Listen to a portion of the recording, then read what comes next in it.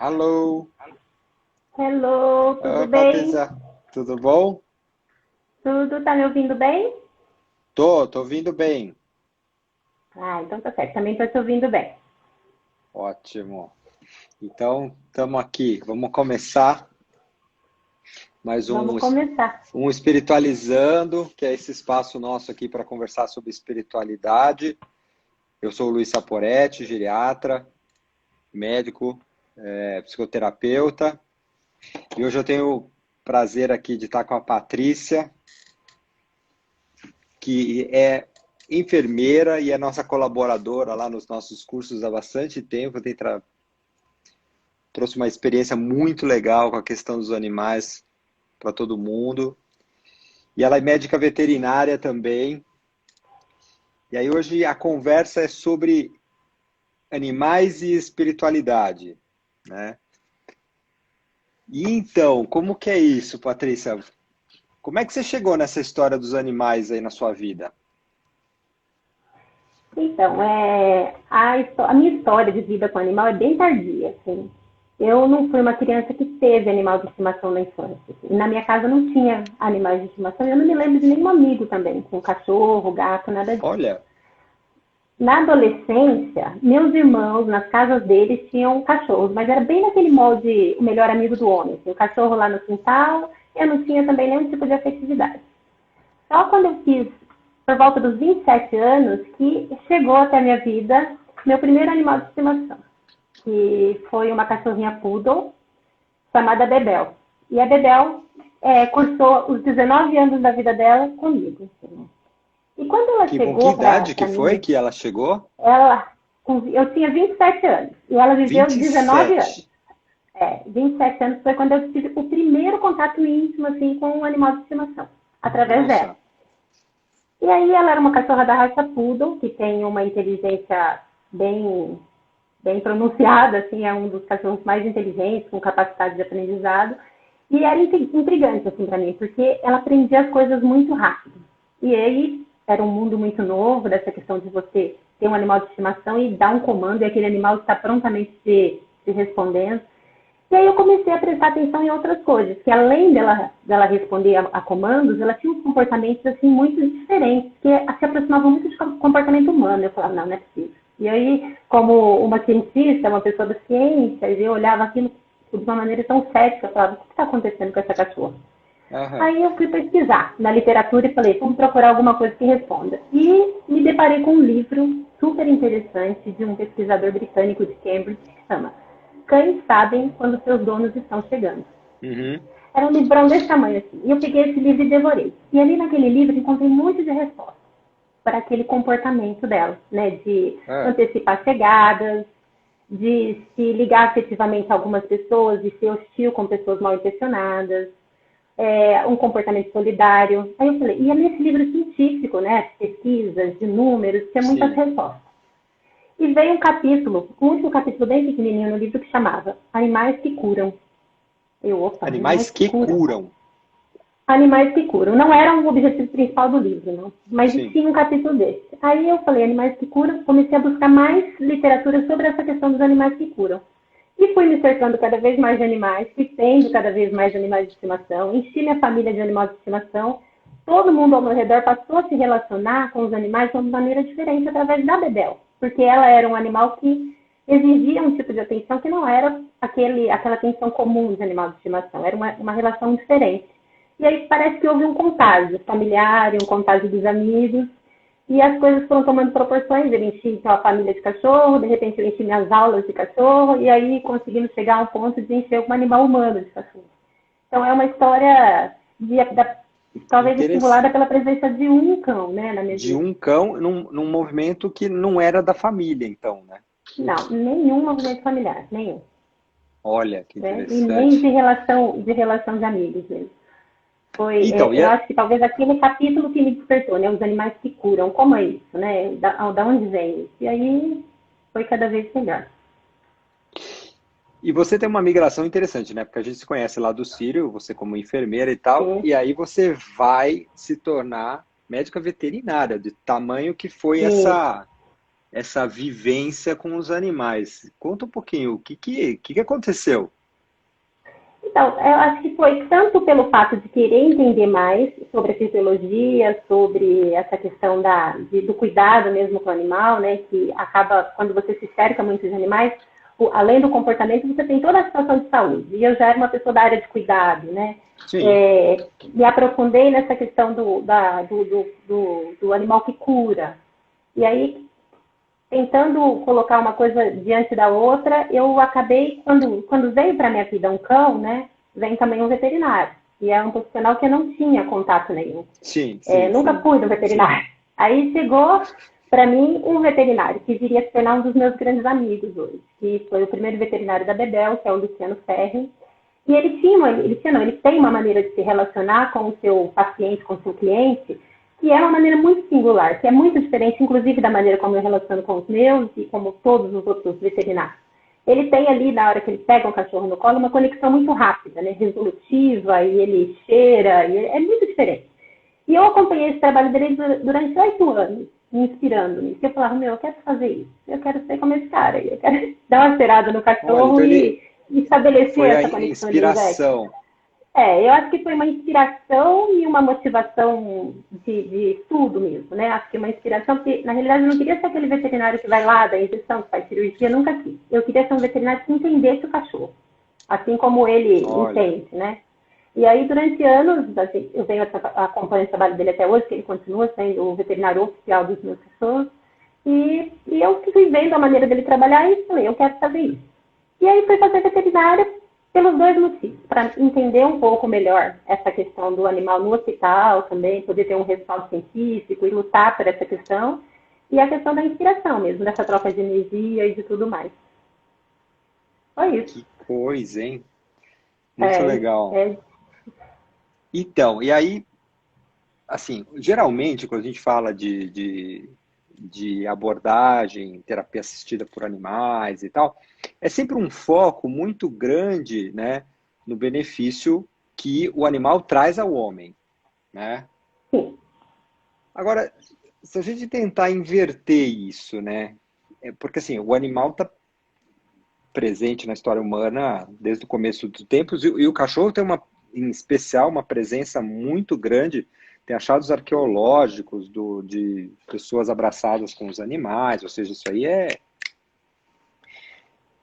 Como que você vê, na realidade, o inverso? Como que é, do ponto de vista de espiritualidade, essa relação do animal com o homem? Como que é isso?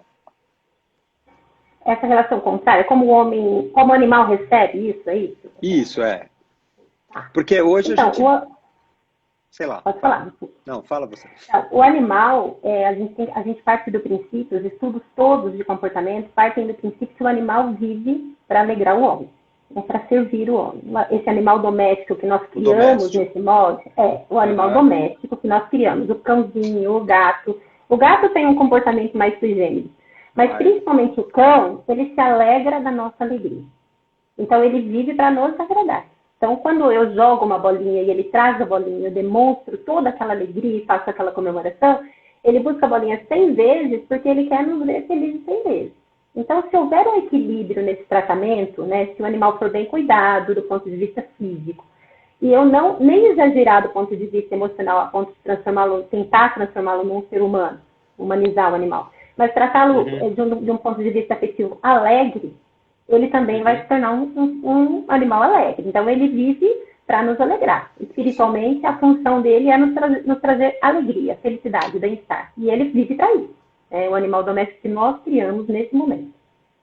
Então, o que não pode haver é nós abusarmos dessa condição dele, nos trazer bem-estar e alegria, a ponto de causar nele um gasto energético muito grande que pode levar esse animal a uma tristeza profunda, ao Sim, luto, que está alguma. muito comum nos cães-terapeutas, né? Se eu não colocar esses cães-terapeutas Ah, num período curto dentro de um hospital, no enfrentamento do luto, da tristeza, com uma regra bem estabelecida de tempo, de condições ali de ambiente, ele vai se tornar também um animal triste, porque ele vai absorver aquela energia toda dali, né? Ele vai entrar num processo de luto que não é dele, né? É um luto terceirizado, seria. Ou seja, o animal terapeuta, ele também, vamos dizer, precisa de um autocuidado, né? Tipo, ele tem que ter Sim, o muito. momento dele de recuperar a bateria dele, com relações positivas, Não, com com outras. certeza. Olha, Ele não é um animal que pode ser exposto ali àquelas condições durante um período muito prolongado, nem de vida e nem de tempo naquele momento do tratamento, né? A gente estabelece, tipo, 4 horas de permanência dentro de um hospital, é muito já, é pronto, é aquilo. É 4 horas. isso. Isso em processo de revezamento, né? Ele vai, aí o amiguinho dele vai depois, e não sempre o mesmo animal. Nossa, que Justamente para evitar cuidado, esse hein? gasto energético. É bem Olha, cuidadoso. tem que ser bem cuidadoso. Então, é um ser de muita sensibilidade, então, não Muita pode falar, sensibilidade, muita sensibilidade. Com certeza, pode falar. né? De muita energia, E, né? sim, porque é, tem um processo de aproximação cada vez maior. Hoje o animal está dentro do. Ele passa a ser motivador espiritual de um monte de coisa. A gente vê isso, os pacientes até melhorarem diante da possibilidade de estar com o seu animal de estimação ou de receber um animal, né? Tamanha essa conexão que tem, né? Especialmente Sim. com os cães. Mas também a gente vê um movimento que eu queria te perguntar o que você pensa sobre isso, onde os animais, você até comentou, eles vão ficando mais humanizados, né? E como você Sim. vê isso que está acontecendo na nossa sociedade hoje, de para além de respeitar o animal, que isso tem que ser respeitado, mas como o ser que ele é, mas começar a trazer ele para uma coisa de uma humanização que, não sei, o que você pensa sobre isso? Então, a literatura hoje já fala em família multiespécie, né? Então, aquela Aham. família onde o animal de estimação é um membro formal da família, inclusive legalmente, né? Primeiro, Legalmente, bom. o termo acabou aparecendo principalmente por questões legais, né? De processos, de posse, guarda, né? Como se fosse guarda de infância. Separa e precisa com quem vai ficar. É, isso mesmo. Começa a guerra ali pela posse do animal de estimação. A guarda Aguarda, compartilhada. aguarda. É. E aí, então essa questão da família multiespécie acabou caminhando para os pontos de vista psicológicos, estudado pela psicologia. O animal, o homem se beneficia muito, né, dessa questão da família multiespécie, porque a gente está falando aqui de energia, a doação de energia do animal é incrível, né? Então ele doa essa energia imperceptivelmente. Não tem um esforço humano igual quando nós vamos doar energia para alguém, a gente às vezes tem que fazer um esforço, né? E o animal não, a presença dele significa já essa doação de Presença. energia. E aí, é, eu acho que é um caminho sem volta, viu? Essa questão da humanização. O animal ele deixou de ser o melhor amigo, um dia ele já foi o cachorro de quintal e hoje ele é o filho. Né? Então Ele ele é acaba filho. passando, ele é filho, ele acaba passando por processos assim de humanização que são irreversíveis. Mas ao mesmo tempo, o tutor tem que ter uma posse responsável de lembrar continuamente de que ele é um animal, né? E apesar de hoje nós temos 3 grandes tipos de correntes de pesquisa em relação à questão da espiritualidade do animal, a primeira diz que os animais têm raciocínio lógico, sentimentos e espírito. É a minoria dos cientistas que falam isso. Aí tem Aham. uma outra corrente que fala raciocínio lógico, sentimento, mas que não tem espírito, não tem alma.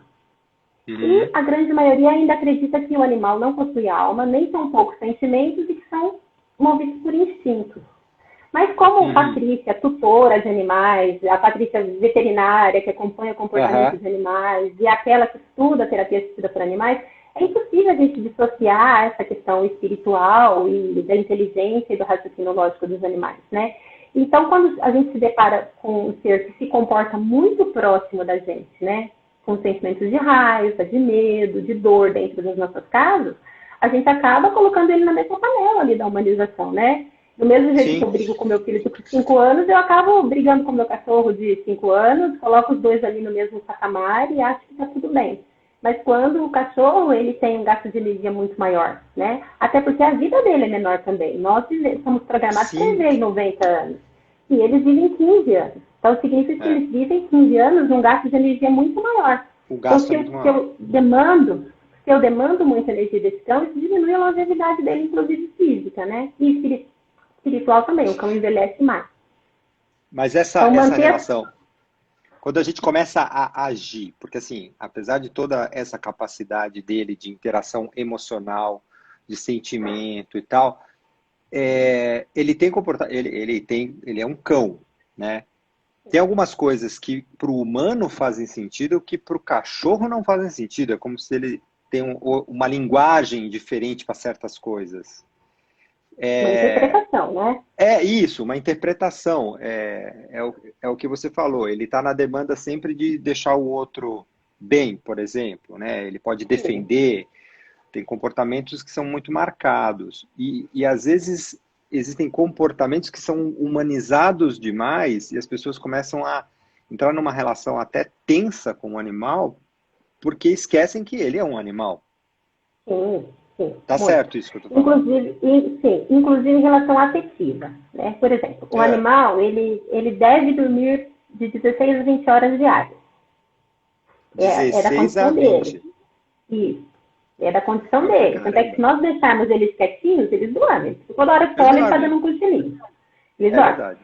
Se eu estou numa família onde eu tenho um conflito familiar muito grande, as pessoas são muito agitadas, ou toda hora que o meu cão está ali dormindo, eu vou lá, pego, dou um beijinho, dou uma fala, um beijo, coloco, ou levo ele para passear, ou eu acho que Concordo.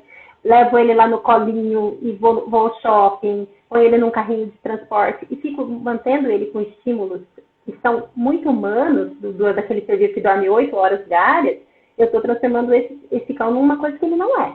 Então eu estou ali gastando energia com ele. Estou falando isso de um ponto de vista físico. Ao mesmo tempo, se eu sou uma pessoa que tem um estado de depressão muito grande, se eu envolvo o meu cão nesse processo de tristeza contínua, ele vai se entristecer comigo, porque ele se alegra da minha alegria e entristece da minha tristeza. Né? Então Sim, eu a fico gente ali vê o isso. tempo todo, aí ele deixa de comer, ele só come se eu estiver comendo também, e eu começo a ultrapassar essa fronteira, né, do que é um animal de estimação e do que é o meu cão terapeuta full time, 24 horas por dia. Né? Então, eu estou humanizando, dando a ele uma função que não é dele. E uma coisa, Então, eu usar um cão terapeuta por 15 minutos dentro de um quarto para ser acariciado por uma criança, não é dele, né? Não, ele não faz parte, não compete a esse cão. Então, a criança está ali fazendo um carinho de 15 anos, uma troca de energia, uma troca de espiritual positiva para os dois. O cão gostando de receber o carinho, mas ele não está se envolvendo afetivamente. E a outra entendi. coisa é humanizar esse cão dentro da minha casa e colocando para ele um monte de estímulos continuamente. Né? Então, isso é prejudicial também.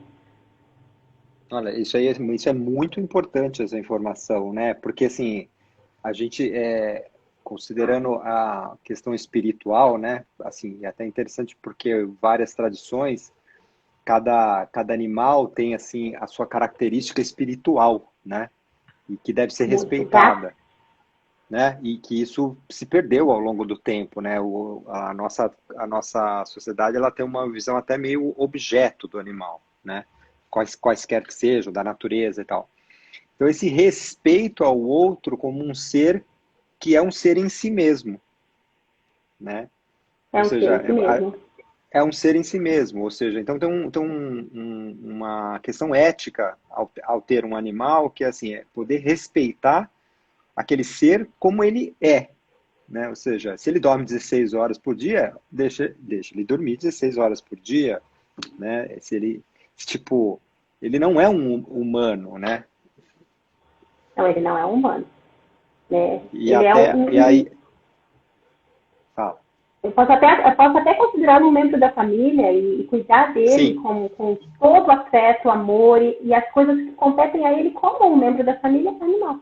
Eu não preciso é transformá-lo em isso. humano. O bonito é isso, né? A diversidade como a diversidade humana, né? De raça, de credo, né? Ué, uma família, como é que você fala? Uma família multi, Multiespécie. multiespécie. É Né? uma família multiespécie. Multiespécie. Então ele tem que ser respeitado como ser que está ali, né? É Nas isso questões. mesmo. Muito, muito legal. Uma característica espiritual bem forte essa. E as pessoas estão muito ligadas aos bichos de estimação, e aí a gente vê, né, na prática, tanto o benefício disso, né? Como a gente vê também a dor da perda, né? Ah, sim. A questão do luto, né? Porque se nós temos uma família Como se... multiespécie, Isso. Nós aí perdemos nós temos uma família um membro da multiespécie, família. sim, e um membro da família às vezes que é o único, ou às vezes o mais importante. Ou às vezes o Com mais aquele com quem importante. nós estabelecemos a conexão principal ali dentro daquela casa. Porque, às vezes, as famílias têm estruturas que a maior comunicação, a comunicação mais efetiva que existe é entre o homem e o seu animal de estimação, né? É incrível, né, a gente falar sobre isso, mas nós chegamos num segmento social, num momento da nossa sociedade em que as pessoas têm muito mais a companhia de seus animais de estimação do que de outras pessoas, né? Aqui na cidade de São Paulo, a gente tem um estudo que fala que 42% das pessoas que moram sozinhas têm um animal de estimação. Então, é um número muito grande. 42%? Dos que moram só, não moram só, né? Moram com Ou seja, outro... eles moram com outra espécie. Com outra espécie. E aí, eles estabelecem o maior vínculo deles com esse membro da família que não é humano. E quando a gente se depara com a perda desse animal de estimação, é como se morresse um membro da família, aquele que você tem maior afetividade. E aí o processo de luto é o mesmo processo que nós passamos quando perdemos um humano. Todas as fases do luto, né? Só que aí temos uma barreira que é cruel, porque a maioria da sociedade ainda não enxerga o animal de estimação como um membro da família. E aí não vem a incompreensão daquele luto, né? Então aí tem a incompreensão do luto no trabalho, tem a incompreensão do luto daquele patrão que não vai entender porque o seu cachorro morreu, você não vai trabalhar, e o homem acaba pulando fases do luto e prolongando o sofrimento ainda mais. Ou então com uma dificuldade muito grande de encerrar esse ciclo, né? Então, apesar de ser um membro da família, eu ter todos os sentimentos de luto, ainda a sociedade não me deixa ter esse luto, né? Ela acaba freando o processo desse luto de uma maneira para não me sentir envergonhada, para não acharem que eu sou ridículo, então eu deixo de falar sobre isso, eu deixo de viver esse luto de maneira plena. Então é um pouco cruel também, né? Sim. E do mesmo jeito, na família multiespécie, quando morre um dono, o cachorro tem o seu luto, né? E é um luto muito doloroso. E como é isso? Que a gente vê essas histórias, né? Tem até filmes que mostram, né? Essa questão. E a gente vê, quando a gente está cuidando de um paciente, às vezes a questão da família estar preocupada com o cão que está em casa e não come. E como que é isso, né, com o animal aí, do luto? Do luto do animal. O luto do animal também tem fase, só que o animal ele tem uma memória recente menor, né? Então, a gente tem um exemplo disso, quem tem animal de estimação, quando a gente sai de casa 3 minutos e 40 minutos, o impacto da volta é o mesmo. É o mesmo. Parece que você faz um ano, ele não tiver um ano. Isso. Então, como ele tem essa memória recente meio... Ele vai acumulando muitas memórias no decorrer da vida, mas a memória recente dele é muito curta. Então, ele acaba confundindo um pouco. Ele sofre a ausência, mas ele esquece rápido, né? Ele se adapta rápido, desde que ele consiga encontrar ali naquele meio que ele vai ser inserido uma substituição afetiva para esse luto adequado. Ele se adapta melhor, né? Mas isso não significa que, como hoje nós sabemos que os animais de estimação, o estudo do cérebro dos animais de estimação é uma coisa que não se tem muito no ponto de vista da veterinária. Quem mais estuda cérebro de animal hoje é o homem, a ciência humana mesmo, né? Justamente para comparar isso. E ela fala que os animais, quanto mais eles fazem associação com o meio externo, mais eles têm essa capacidade de se ligar às pessoas, de afetividade. Né? Então, se aquela pessoa que cuida de mim, me alimenta e tem uma relação afetiva comigo, é o meu dono e ele morre, mas ele só faz isso, e se outra pessoa passar a fazer aquilo, ele será bem substituído, né? Não vou sentir falta. Mas se houver aquela humanização que nós falamos ali atrás, aquela efetividade contínua, aquele cachorro que fica o tempo todo, ele vai ter um tempo de recuperação maior. Então, isso é muito singular de animal para animal, né? Eu não posso dizer que todo mundo se comporta... Apesar dele ter uma memória recente menor e esquecer mais rápido, ele se adaptar mais rápido que nós, às vezes a gente pensa na morte dessa pessoa a vida toda. Mas o animal parece que não faz muito bem assim, exceto aquele lá do cachorro que ficou na estação esperando o dono, mas também foi uma opção do cachorro, de todo mundo, de não levar ele para casa, né? Deixaram ele lá, ninguém tentou substituir essa afetividade em nenhum momento, né? Então a gente não sabe muito bem como se dá essa história. Se a gente for pensar do ponto de vista, então, emocional para o cachorro, quando o cachorro está vivendo esse momento de perda, é alguém pegar para estar junto dele, então. Sim, é para tentar o conforto mesmo, né? Para tentar substituir ali, falar, ó, ali foi, mas existe eu, estamos aqui, vamos nós dois tocarmos a partir daí, né? Mas ele sofre é uma impressão, ou quando está nesse processo, principalmente quando o processo da ausência da pessoa, porque a pessoa está adoecida, está no hospital, é uma impressão, ou mesmo a gente dando atenção para o cachorro nessa situação, parece que ele, enquanto o processo não se cumpre, ele fica como se ele estivesse percebendo que tem algo errado ou seja, eles vai têm acompanhar a energia da casa. Sim. Então ele tá percebendo do ambiente. Do ambiente, das pessoas, né, também. Sheldrake, que é o cara lá do Quem Sabe Quando Eles Estão Chegando, ele fala o seguinte, que ele expõe vários comportamentos, acho que são 50 comportamentos de animais ao redor do mundo, sobre essa questão da hospitalização do tutor. Então, o tutor adoece e vai para o hospital. E aí o cachorro muda o seu comportamento em casa. Ele deixa de comer e tal.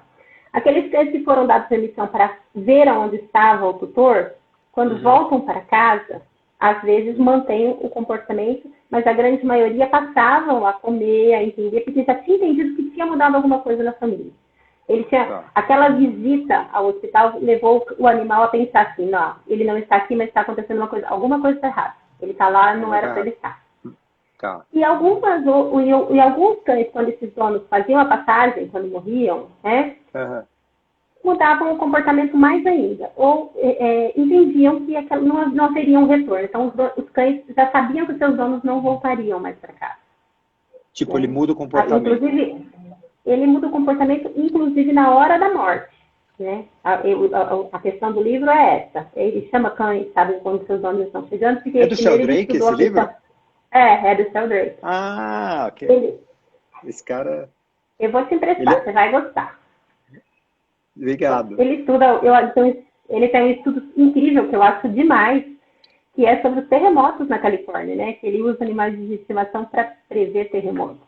E eu acho isso incrível, né? Porque a ciência não consegue prever o tempo de terremotos, e ele faz todo um estudo com cavalos, cães e gatos, porque eles conseguem prever o terremoto, que até um dia e um dia dá para fazer muita coisa, né? Dá. Na questão da prevenção, da catástrofe. Sim. E é isso. Então, o cão, assim, a nossa vivência no hospital é bem drástica, né? E os cães das pessoas hospitalizadas, eles realmente param, né? Eles, pelo menos os nossos relatos, eles pedem muito a visita do cão aqui no hospital, justamente, por favor, deixa meu cachorro vir, porque ele está em casa e não está comendo.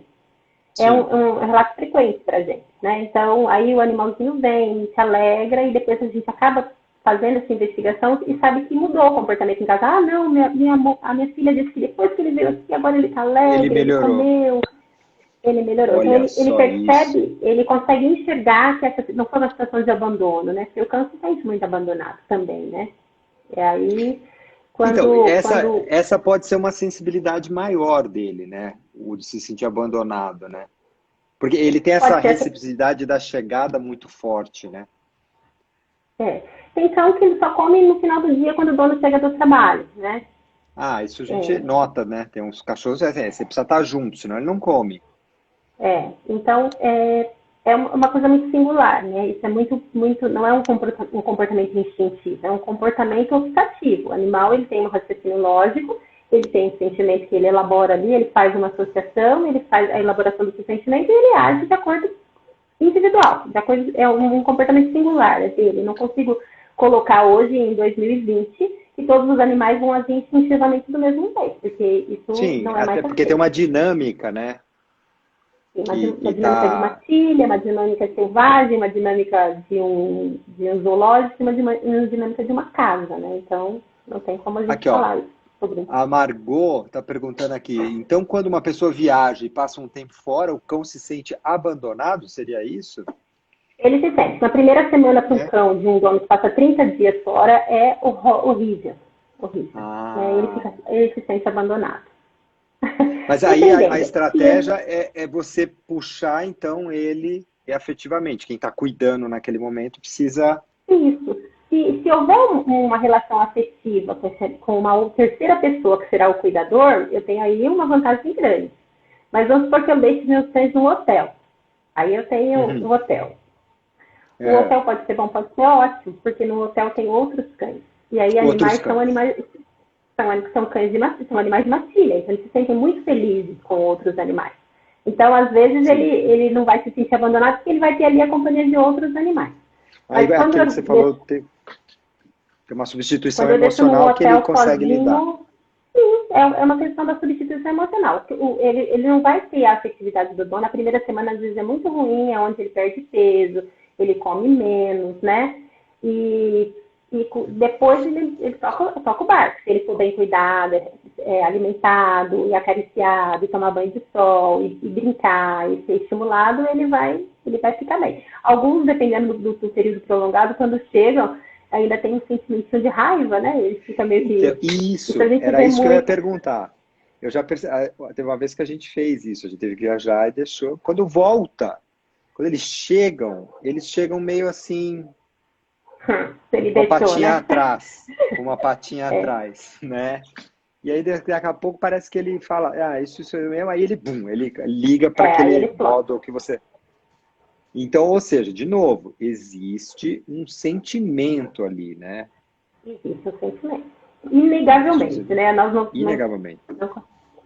o sentimento existe e quando a gente fala do desenvolvimento cerebral, principalmente dos mamíferos, tem uma corrente muito legal de um estudo de 1982 que fala, Fanito, acho que é o autor, ele fala que não existe diferenças estruturais, né, assim, não existe órgão privativo do cérebro humano que não exista nos animais.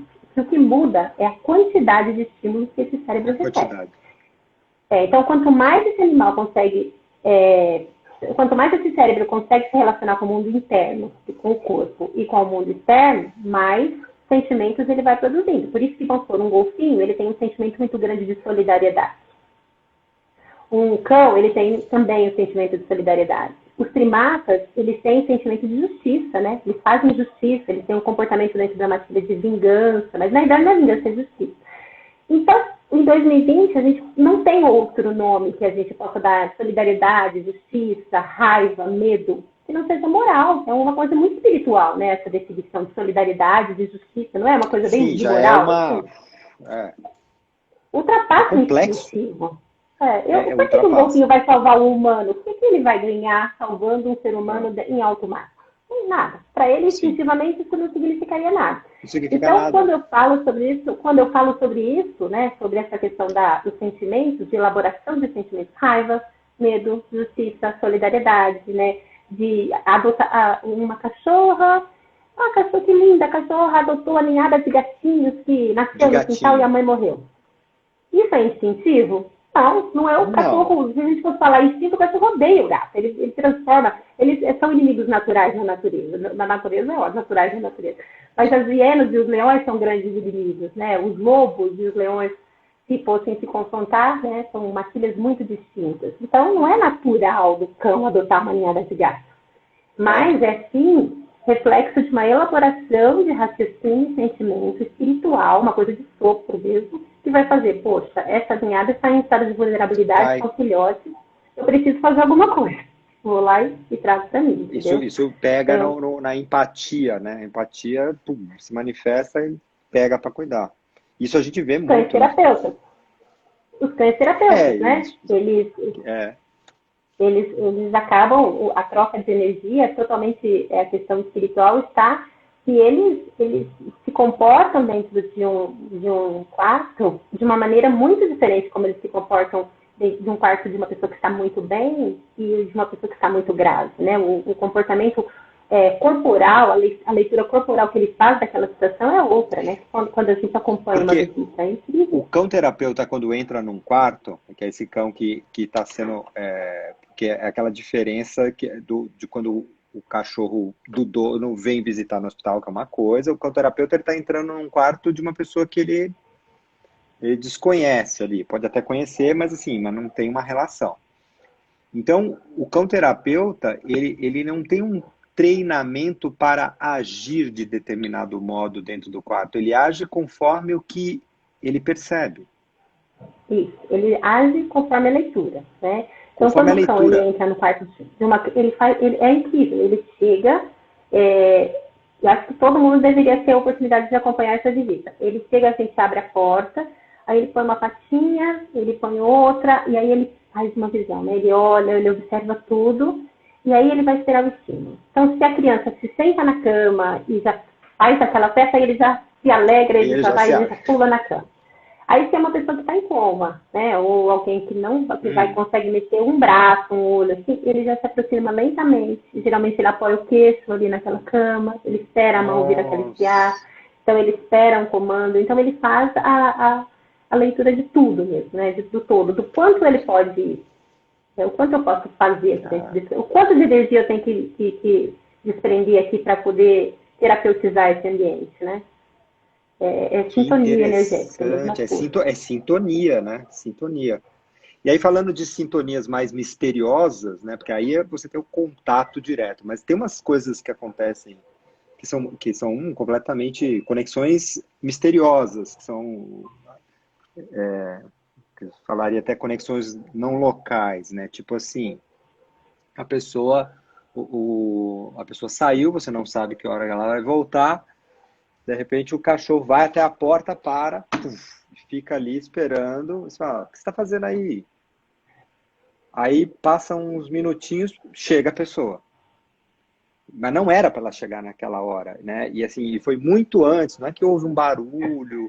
Não, foi muito antes, ele já ficou ali esperando, que não é um comportamento habitual.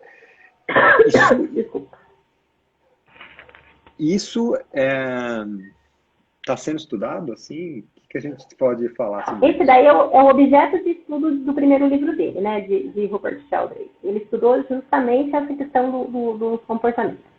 E é engraçado que no livro eles falam assim, é porque o cão ele se habitua com os horários.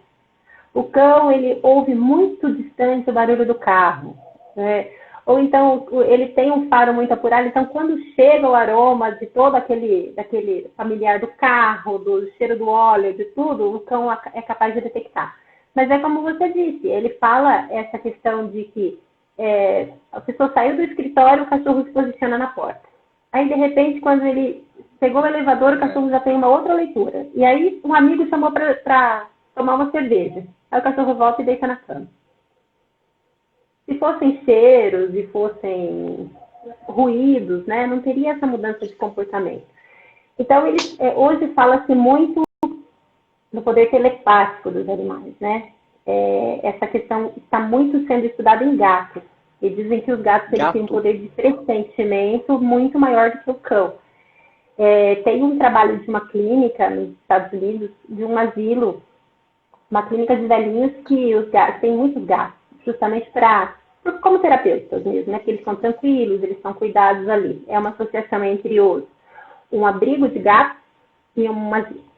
E que diz que os gatos passam os 3 últimos dias de vida nos quartos dos idosos, à porta. Então, eles já sabem que o idoso que vai morrer é justamente pela presença do gato ali. 1 ou 2 gatos. Num hospice tem uma história muito parecida, que é o gato Oscar. Isso foi publicado no New England Journal of Medicine. Não sei se as pessoas lembram. É um artigo sério. O gato Oscar. Tem a fotinho do gato. Amarelinho, laranjadinho. Ele é malhadinho, assim, meio amareladinho aqui, assim. E o médico fala que, assim, ele, depois de um tempo, ele começou a prestar atenção, porque, assim, esse paciente está muito grave, ele acha que vai morrer, mas o gato deita na cama do outro. Aí ele, opa, como o gato sabe? Como que o gato sabe? Olha que interessante, tem um trabalho muito bacana de gatos, que eles treinam os gatos nos Estados Unidos. tem o serviço o emergência lá, 911, né? Que quando você liga para chamar o SAMU. E tem um serviço que pessoas que têm, para que as pessoas não tenham dificuldade de discar o número, basta tirar o telefone do gancho e o telefone automaticamente faz essa ligação para o serviço de emergência. Isso é muito usado para pacientes que têm epilepsia ou algumas doenças que perdem a consciência muito rápido. E existem gatos que aprendem a tirar esse telefone do gancho. Quando eles pressentem uma crise epilética, ele vai lá e bate a mão no gancho, o telefone sai e o serviço chega. Né? E surpreende a todos. E a gente tem que lembrar também que é uma questão, isso daí é formal, tá? É um tipo de terapia formalizada, que são os cães de trabalho, os cães terapeutas, que ficam acompanhando pessoas que têm um grande mal epilético. Justamente porque eles são capazes de antecipar uma crise em até 15, 20 segundos. E 15, 20 segundos já te faz deitar na cama, no chão, né? Você faz tomar uma ação que vai... O cachorro, ele toma uma ação diante da percepção de que vai ocorrer a crise. Isso. Tem até um filmezinho que passa na sessão da tarde que tem um advogado e ele leva esse cão, inclusive, para os tribunais, e o cão antecipa no filme essa crise diante do juiz ali. E aí, um dia que eu estava assistindo com os amigos, mas isso acontece? Eu falei assim, acontece. Aí, a ciência faz essa leitura como uma sensibilidade maior do cão em perceber as diferenças elétricas causadas pela crise convulsiva. Mas uma sutileza, assim, que seria a mesma capacidade do cão prever o terremoto, né? Porque existe uma mudança no campo elétrico na hora do terremoto. O cão consegue perceber, mas os aparelhos eletromagnéticos que fazem as leituras não conseguem. Né? Mas é um cão terapeuta muito utilizado e é muito bacana, porque ele previne estragos, né? Porque às vezes, na hora que você tem uma crise convulsiva na queda da própria altura, bate cabeça e faz machucados. E aí, quando é criança, então a mãe consegue fazer toda uma estrutura ali, até medicar e tudo mais, e é bem bacana. Esse cão terapeuta é o meu ídolo, assim, é o que eu mais gosto. Incrível. Incrível, né? É incrível. Então, assim, é muito mais amplo do que a gente imagina, né? O que se está tentando fazer com os animais e entender como isso funciona. E é uma conexão muito forte, né? Faz um benefício muito grande, né? E, assim, quando trabalho com a questão da espiritualidade, quantas vezes nas coisas importantes que as pessoas falam que são fontes de conexão, estão os próprios animais de estimação, né? Tipo, muito forte. Né? Tem uma pergunta Tem uma pergunta aí que me chamou a atenção. E quando o cachorro... Fixa o olhar em algo que não vê. É bem comum isso. Essa questão aí é uma questão mais religiosa, né? É uma coisa mais espiritual, que já tem umas explicações mais religiosas. A questão da sensibilidade energética do animal é bem maior que a nossa, sabe? Até porque ele não tem, de acordo com algumas religiões, animal não tem mediunidade, né? Porque se a gente for pensar em um animal fixando um olhar na coisa que a gente não vê, a gente já pensa exatamente que o animal está vendo um espírito, né? Uma coisa que foge ao nosso... Mas nem mesmo as religiões que falam sobre a reencarnação ou espíritos errantes, não conseguem, o espiritismo ou a Umbanda, ou até mesmo, não conseguem, não explicam isso dentro da sua filosofia religiosa como mediunidade. Mas sim com a capacidade que ele tem telepática de detectar as vibrações que nós não detectamos de imediato. Que seria a mesma coisa, porque o que acontece? Quando a gente tem uma manifestação, de acordo com as religiões, quando nós temos uma manifestação mediúnica, a gente tem ali uma concentração energética. Independente se eu tiver uma religião e conseguir ver um espírito, ou se eu não tiver uma religião, mas eu sinto um arrepio, sinto uma coisa diferente... tem alguma coisa energética acontecendo. E o animal, às vezes, ele sente essa vibração energética e ele fica ali, né? Olhando ou alguma coisa que a gente não consegue ver, mas por conta de modificação da energia daquele lugar, mas não porque ele estaria vendo alguma coisa. Mas isso é uma explicação religiosa mesmo, né? Os espíritos falam que animal não tem mediunidade. Interessante. Mas eu já vi algumas cenas de cachorros diante de entidades que são coisas assim, que você fala, o que está acontecendo aqui, né? Do cachorro entrar e se prostrar diante da entidade, assim, fazer assim, né? Na frente da entidade. Aí você fala, o que está acontecendo aqui, né? Tipo, porque não é habitual, o cachorro não chega desse jeito, né? De fazer essa reverência, assim, né? De parar assim e ficar paradinho, aí vai lá. Tem muita coisa que é estranha, né? Que a gente não consegue entender, a gente fica no mistério, né? A gente fica no mistério. No mistério. A mesma coisa que eu achei interessante no longo da minha vida de ouvir, essa questão que as pessoas me perguntam, eu gosto tanto do meu animal de estimação, será que ele vai reencarnar? Será que um dia eu vou encontrá-lo? Né? Será que quando ele morrer, o que acontece com ele? O que acontece? A religião e os animais nos acompanham desde os milênios. Né? Para os egípcios, mesopotâmicos, os gatos eram deuses, divindades, Eram e eram deuses. enterrados com Sim. todas as honras.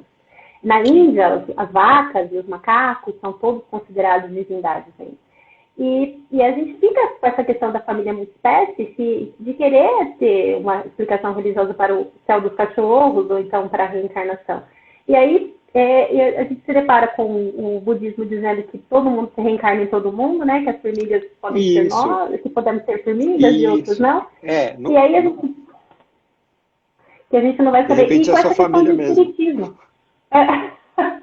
E essa questão do espiritismo que diz que os animais eles não são errantes, né? Que quando morre um animal, eu acho bonitinho isso, que é confortante. E quando morre um animal, ele morre num dia, no outro dia ele já nasce novamente. Porque se o objetivo dele é participar ativamente da nossa evolução espiritual, eles estão aqui para nos auxiliar, eles não podem perder tempo. Olha, então eles têm que, eles vivem menos, né? Então eles vão isso é uma visão do espiritismo. O espiritismo enxerga o animal como auxiliador na como nossa evolução dinamizadores. espiritual. Sim. Como dinamizadores. Então, parece um pouco na tradição mexicana lá, que tem a coisa dos dias dos mortos e tal.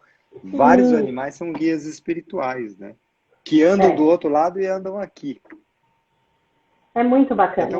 Eles estão o tempo todo, né, ligados com a nossa questão espiritual. Seja cientificamente, através de um conterapeuta, ou seja no ritual de religioso, a presença deles o tempo todo fala-se sobre a espiritualidade dos animais, né? E estuda-se muito pouco e acredita-se muito pouco nisso aí, do ponto de vista científico. A ciência ela é capaz de tabular todos os dados possíveis da espiritualidade, então ela fala em benefício de quem tem animal de estimação, 75% é mais feliz do que quem não tem. Quem tem animal de estimação tem mais condições de lutar pela vida. Então, ela vai nomeando ali aquelas questões. Tem menos problemas cardíacos, né? Tem colesterol mais baixo, e tem pressão arterial mais baixa, e sente menos dor. Então, são todos os benefícios que a ciência ela consegue nos dizer que existem, mas quando nós buscamos uma explicação científica, falamos, então existe animal, existe espírito? Não, animal tem espírito, né? não tem espiritualidade, isso não é espírito. Aqui, ó, uma pergunta interessante, quente essa aqui, ó. E o conflito de amar os animais e ser carnívoro? Então, é uma cruel seletividade de amor, né? Que a gente tem ainda. Né? Seletividade de amor. A gente ama o cachorro, o gatinho, o gato. De vez em quando o cavalo, mas o porquinho, a galinha, a vaquinha, a gente come. A gente come. A gente come. Seletividade de amor. Né? É um amor seletivo. Né? Assim como existem pessoas que só amam os seus próprios animais de estimação, existe. Você vai passear no parque e às vezes você tá assim, você se sente até constrangido, né? Eu tenho uma amiga, Isabel, se estiver me assistindo, Isabel fala, eu odeio pessoas que só gostam dos seus próprios cachorros. E eu acho isso demais, essa fala dela. Porque, na realidade, existe, né? Nós somos seres em evolução moral e evolução espiritual constante. Então, se eu ainda sou carnívoro nessa nessa encarnação, nessa minha vida terrena, eu acho que não precisa ficar triste, né? Porque, na realidade, eu estou participando de um processo de evolução. Eu sou veterinária, eu amo os cachorros, eu adoro vaca, adoro múfula, adoro beijar, mas eu como carne. Eu não consegui ainda evoluir o suficiente para desprender Fica em sair do paz topo com da cadeia isso. alimentar, né? Não consegui sair ainda. E eu não vou ficar me julgando por isso nesse momento. Eu tenho que tomar algumas ações na minha vida. É Patrícia dando opinião. Eu não como carne nas segundas e nas quartas-feiras. Eu já diminuo a produção de gás metano, eu já diminuo o abate, Já tem uma outra o consumo de consciência. água. Mas também não acredito que seja um dilema que nós tenhamos que tentar resolver tudo de Que uma vez. Eu acho que a sofrer. gente já caminhou muito. Assim, se a gente conseguir dar para uma série de animais condições de vida melhores, estamos caminhando, né? E se a gente diminuir isso tudo, já estamos caminhando. É um processo, né? Sim, é um processo. É um processo. Eu acho que existem algumas coisas que, como veterinária, eu aprendi e que só fui aprender, então, com quase 40 anos, quando terminei, eu cursava a faculdade, que me preocupar muito com a questão da humanização das condições dos animais de produção. Então, desde que eu estudei, eu não como mais vitelo, eu não como foie gras, né? Eu não como, Que como são uma coisas conhecedora muito cruéis na produção, né? cruéis. Isso. Acabam extrapolando a aceitação de hoje, que a gente luta por um abate humanizado, para usar uma pistola pneumática para o animal ser anestesiado antes da morte, aí não justifica eu comer uma carne de vitelo, que tem um animal, um bezerro, com hemoglobina de 5,0 ali, porque o animal não come nada para ficar anêmico, para satisfazer. Então, aí eu já é uma vertente que eu não tolero muito, né? Mas é uma coisa que nós vamos aprendendo com as nossas modificações de pensamento mesmo, não só em relação aos animais, mas em relação ao mundo, né? É isso. Em relação ao mundo, ao próprio homem. Bom, para a gente finalizar, né? Eu quero te perguntar assim, então, qual seria o espírito dessa relação homem-animal? O que é o espírito disso? Não tem outra palavra, né? O espírito da relação homem-animal é o amor mesmo. Amor. Amor. Né? Amor. Amor. O amor de ambas as partes. É um amor incondicional da parte do cão e o nosso amor, né? Que a gente ama só. Ama alguém que nos dá amor. Então eu acho que a síntese da relação aqui é só o amor mesmo, que não tem outro interesse. Não há. Que legal. Muito bom. Foi ótimo. Muito Obrigada. Eu obrigado. também gostei Nossa, muito. ampliou tremendamente a percepção do assunto. Nossa, muito bom. Que bom. Por mais encontros assim, para a gente poder falar sobre os animais e esclarecer as Vamos. dúvidas aí de todo mundo. Legal. Muito obrigado. Obrigado para todo Obrigada a mundo que todos. assistiu Obrigada a aí. todo mundo. Todo mundo. Vai ficar salvo aí no GTV e depois amanhã tá no YouTube para quem quiser passar para frente, ver de novo. O pessoal tá dando aí sua opinião, gostei. Tchau, obrigada, pessoal. Beijo em todos aí. Obrigada, Saforete. Tchau. Valeu, obrigado, pai.